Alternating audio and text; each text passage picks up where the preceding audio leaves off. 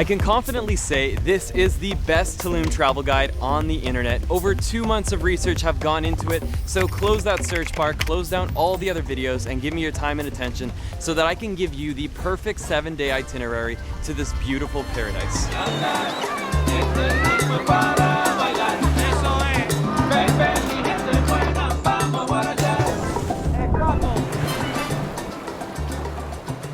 To start off this trip, you're going to be landing at the Cancun airport, and with that, you've got 3 ways to get to Tulum. Either a rental car, a taxi, or a shuttle, and that'll take you about a couple hours. I recommend renting a car because you're going to need it to get around, but however you choose to do it, let's go ahead and check into your hotel. If you want to see my hotel recommendations, just hang around till the end of the video. With today being a travel day, it's probably best to take it easy, and one of the best things to do in Tulum is to go to the beach clubs. Personally, my favorite is Beach Tulum and Nomade.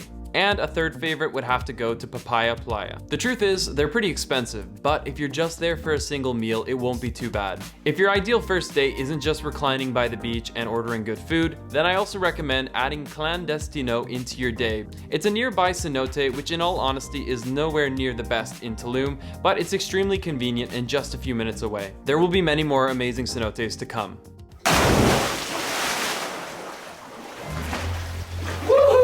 For dinner, I highly recommend getting yourself some insanely delicious tacos, either at a place by the name of Loco or another popular spot being Gitanos. Day number 2 is a bit of a day trip and an epic adventure. We're going to be driving all the way to Punta Allen, which is about a 2-hour drive outside of Tulum. So we've just arrived at the end of the beach road going down through Tulum. The whole crew, including Tim back there, are ready to go somewhere where I've never been before. We are now going into Siancan, which is a reserve. It's a flourishing ecosystem of wildlife. So this is the first town that we came across. Welcome to Punta Allen, and we got here in like an hour. That right there is our guide, Juan. We gotta follow him. We're going to a mangrove to start our 3-hour tour around the area. So we paid $2,500 for that tour, and I heard you could hire a local fisherman. It's also cheaper if you have more people, but to have a private boat, it's $125. And so it begins. I feel like I'm all the way back in the Amazon rainforest. Neither one of us can swim.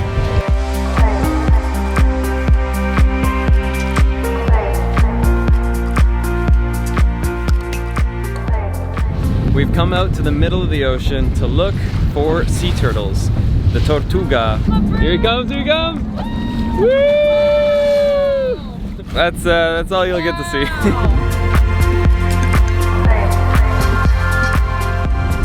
And this is the last stop, known as the pool, or El Piscin. It is the pristine blue water you thought of before booking your ticket to Mexico, and it's probably one of the best reasons that you need to come down here to experience Punta Allen. This is insane. You gotta ask for Juan. Yes, he's amazing. He's number 1.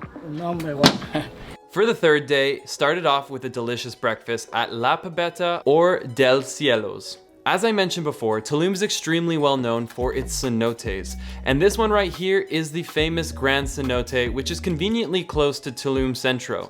Now, if you're down to go a little further out, there's a whole string of them in one region, and the most famous being Dos Ojos. There are probably 5 to 10 of these cenotes on this one street, and so you can either buy access to all of them or individually. The price is actually a little expensive, but I definitely recommend seeing at least 1 or 2 of them if it's your first time to Tulum. I should also mention that if you're a diver, you can get a completely unique experience by seeing it with a tank and fins. For dinner, I highly recommend you go and check out either Kitchen Table, or if you're looking for some incredible sushi, Ukami. It is a brand new day, and it's time to appreciate that thing you so often sleep through. One thing that you must do here in Tulum is catch a sunrise.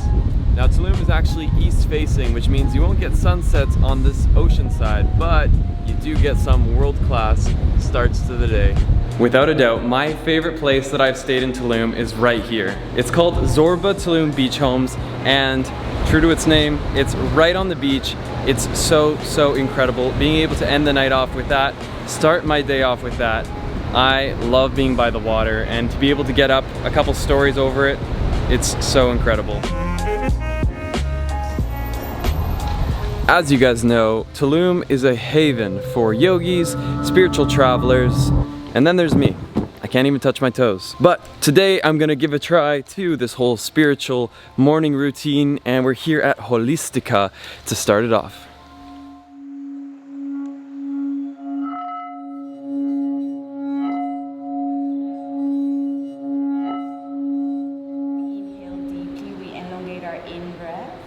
That was the best yoga session I've ever had, which says a lot. I don't normally like yoga, and I loved this. You are the best yoga instructor I've come across. You have to ask for a ranta. I feel so relaxed. I feel stretched. That was amazing.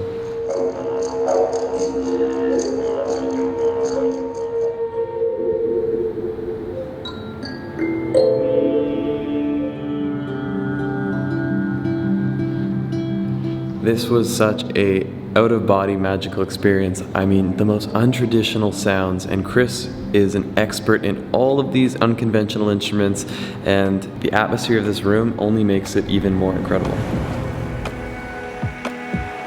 So we started our day with the sun, and now we're going to end it. I highly recommend going down to one of the main beaches and just going on a beautiful sunset beach run.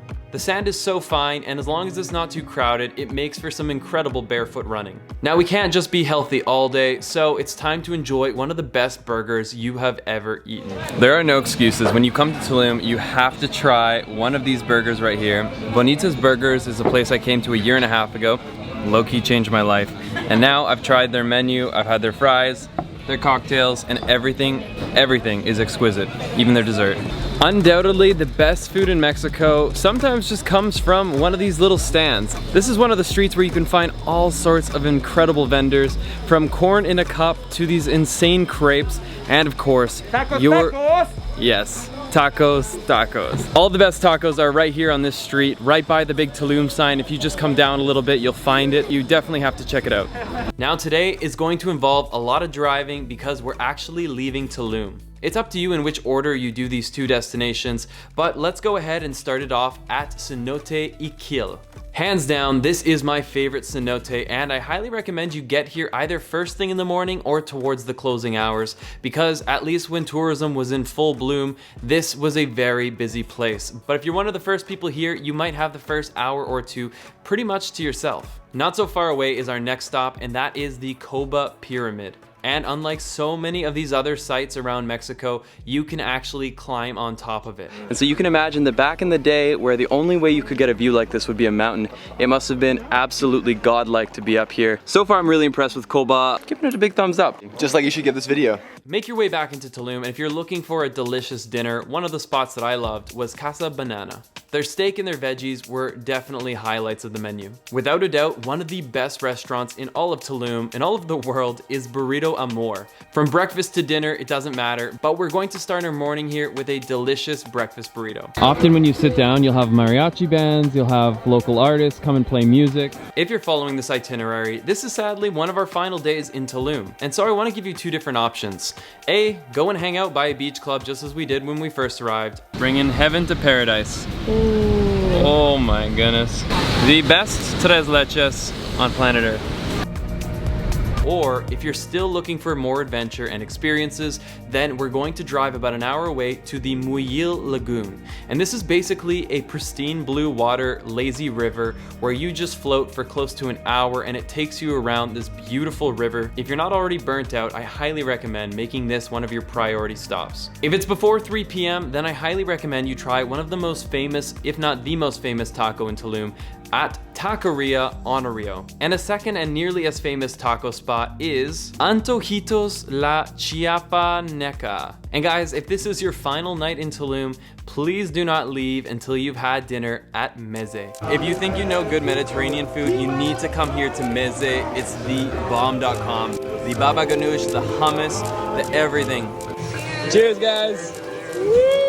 Now, the one thing that you probably aren't seeing much of in this guide is nightlife, and as it currently stands, that side of Tulum is not currently in operation as everything closes by 11, but maybe when you go, you'll have better luck. And for that, the biggest parties usually happen at the biggest beach clubs.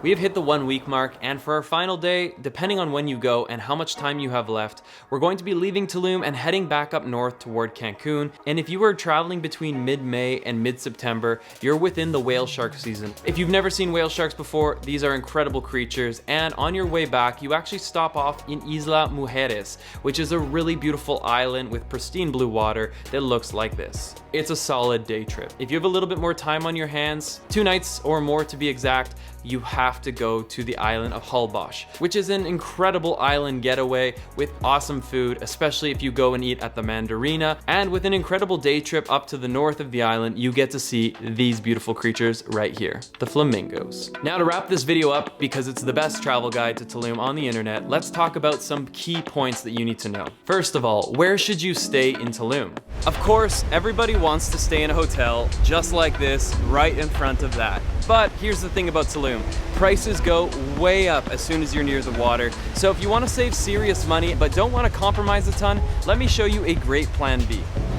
This area right here is known as Tulum Centro, and if you stay in La Valeta, El de Azama, or Tulum Centro, essentially off and away from the beach, then you're gonna be paying a whole lot less, maybe a third of the price. You'll have a ton of shopping, a ton of great food, so if you're looking to save some money, then check out Tulum Centro and the surrounding area. I could not make a Tulum travel guide without addressing one of the most asked questions, and that is, how is the seaweed, also known as the sargasso? Luckily today, it is actually really chill. There's a little bit on the shoreline, and that could change overnight. If a storm comes through, if the weather changes, it gets absolutely covered in seaweed, and that's why I can only share what it looks like today, and it might be totally different when you arrive, but hopefully you get to see a beach like this and you get to see incredible blue water like that. Here's the reality of getting around Tulum toward the beachfront. You're going to have to pay for parking. At the very least, it's going to be 100, but most of the time it's closer to 200 pesos for 6 hours. This is what the main road looks like. There are big semi trucks coming up and down.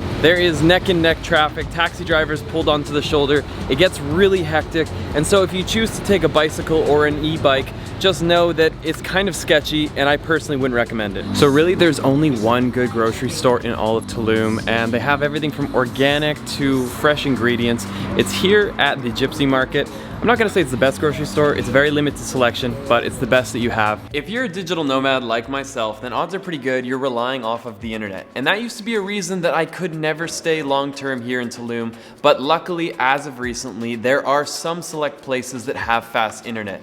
Most places, the internet is still abysmal, but if you stay at places like Kai Tulum or the Strabon, I was actually able to get some form of like a medium speed fiber internet, which is good enough for me. And if you wanna see some noteworthy hotels and restaurants, just be sure to screenshot this part right here so that you can keep it on your phone when you go travel Tulum. If you've made it this far in the video, you've found a ton of value in here. I have invested the past 2 months in researching this area, making sure I can get the best information for you. So if you found it useful, please do me a favor. All you gotta do is hit that like button. It's free to do. Hit the subscribe button if you wanna see more of my face and more Mexico content. And guys, my name is Christian, and let's get lost again in the next one.